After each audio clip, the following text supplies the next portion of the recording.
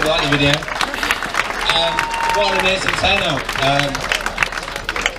I went to a Macmillan rally in February this year, and there was a key figure that was saying about 1 in 2 people will be touched by someone who has cancer.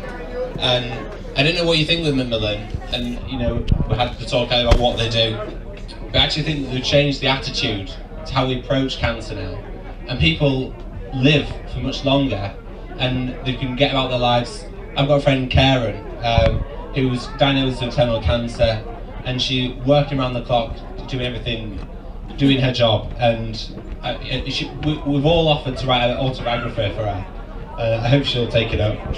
I've met so many people with Max and Mac12 this year, and all these people are so inspired. I've had so many people inspired to work with me, and it's all because they know someone with cancer, you know, be it the share in the head, be them doing a mud run, or, you know, in this case, 12 challenges from Macmillan. You know, we talk about my cancer story, and to be honest, I didn't have a cancer story a year ago. I'm basically here. I'd never experienced it. I didn't know anyone who had cancer, and you know, I just had an absolute shock. You know, after a year ago, I went to Disney with my family, and we had a great time together. A lot of people said, "How come you've gone to Disney? You're 24 years old. You're doing that with your family." We'd had a difficult circumstances in the family already, and then fast forward a few months' time, and my dad started to have problems eating, and it culminated on one day he ate some chicken and basically just threw up across the living room, and we said, "You've got to get yourself checked out. There's something not right here." And after a number of tests, a number of things that happened, and they said, "You've got cancer of the esophagus." So this is a real shock for all of us, and you know, we hear that the dreaded C word, and you think, what do we do? And it's an absolute shock. But the doctors were saying, it's going to be okay. You're going to have the chemotherapy, we're going to get the cancer down, and you're going to have a chance of living a normal life.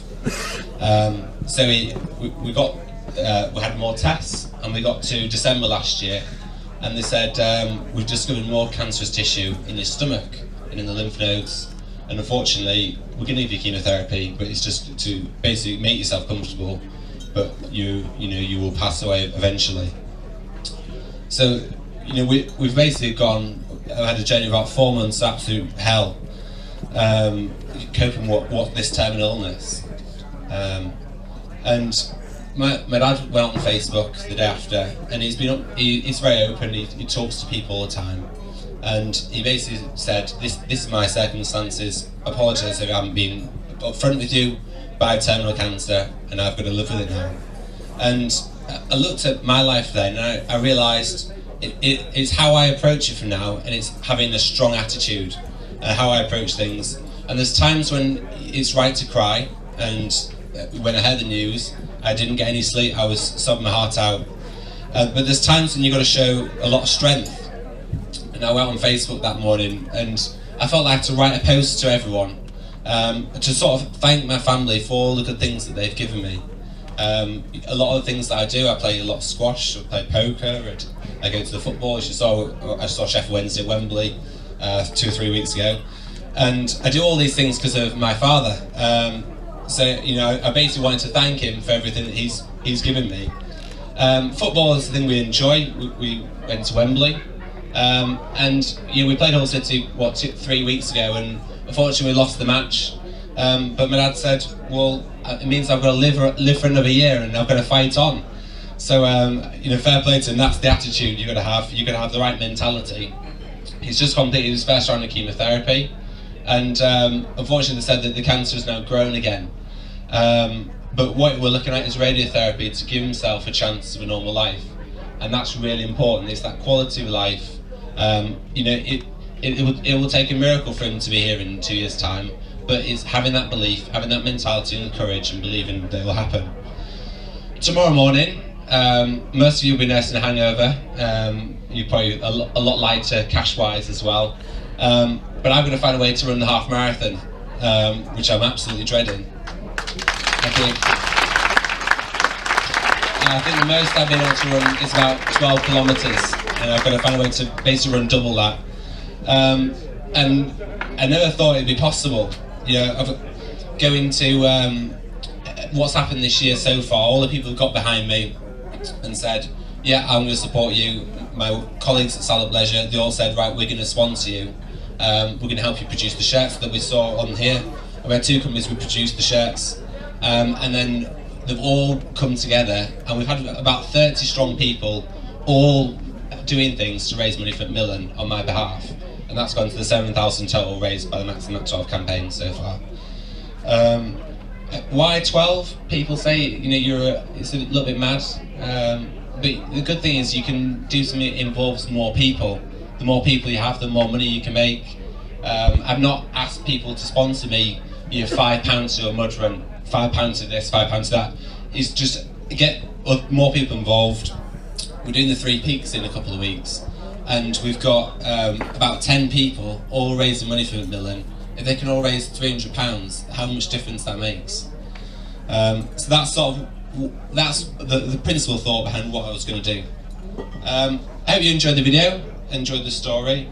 I've really enjoyed working with Macmillan, and they've been a big help this year. I had a few sessions that Hamar sent to myself, where they can just provide you support. Where when you're feeling alone, when you're feeling down, it's really important to be there. They help the patients, they help families, they're helping us come to terms with the fact that we're going to be without our father in a few years' time. It's going to be very difficult. And working with the volunteers, we had a Shakespeare Day 2 months ago, and we had about 15 strong volunteers, all with buckets, all supporting us. There was me doing a scene from Much Ado About Nothing. They're really amazing people, and they're the real heroes tonight. I want everyone to go onto the tablets. There's a pledge button on there. If you haven't signed up, it takes about 2 minutes to do. If you can donate anything possible, pledge to me, pledge to the MaxAndTheMac12 campaign. We set a big target this year and want to keep pushing money, keep raising money for Macmillan. Thank you very much. 6th challenge, MaxAndTheMac12. We are back in Shrewsbury once again. Jane Greatrex, welcome to the team. I'm nervous. First event. What is it we're doing today? We're doing a half marathon. I've never run a half marathon. I've never run before. No lie. Yeah. Yeah. What's got me into this, Max? Some idiots decided to do 12 challenges. I think it's all that. Thanks, babe. Yeah, and yeah, we've got the half marathon. I think most I've done is 12k. 16 twice. 16 twice. But it's going to be right. We've got a new mascot for the day. We've got the nurse. If you're struggling, think of nurse and help. You're not a superhero, but a nurse. So if anything, if the shit goes down, we've got a nurse to come and help us. Bring it on.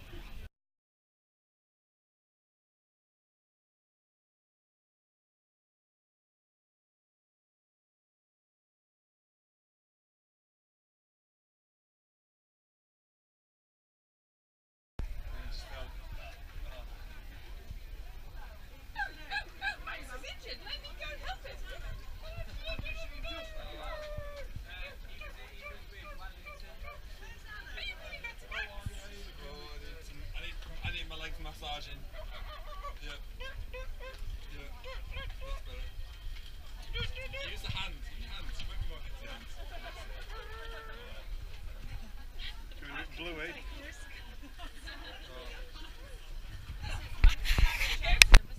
I'm here to interview Max Paul and Jane Greatrex on the half marathon. Now, Max, how did it go? It was absolutely painful, wasn't it? It started alright, just kept a good pace, and then you got to it when you're going out of the town, for about 7 mile mark, and on the side of the road, and I was thinking, Christ, that's hard. I was feeling my legs, put a lot of Vaseline on, the nipples, a bit of too much information there, but I did what I had to do to get over the line. This wasn't too bad. I was trying to sprint at the end, we lost Steve, but we got there, it was alright. Excellent. Now over to you, Jane. How did you feel? It was as hard as I thought it would be, I think. But I have been training since January. It was hard work, countryside bit wasn't too bad, but there were too many hills in Shrewsbury for my liking, so I won't be coming here again. You live in hilly Sheffield. I know. 7 hills. They were steep. They were short but steep, and it was hard work. Yeah. But I enjoyed listening to a couple running beside and rowing with each other, so that was the best bit. I didn't know where you were then. I was just on a power forward. But I am thrilled to have done it in 2 minutes 11 seconds. Yeah. Delighted. 2 minutes, 11 seconds. Oh, I'm thrilled to have done it in 2 hours and 11 minutes. That was bloody fast. Yeah, Usain Bolt. Absolutely, Usain Bolt. It's still taking Yeah. today. And on to the next one. Are we ready for the next challenge? Yeah, we're halfway there. We've got 6 more to go. Bring it on. Excellent. Well done.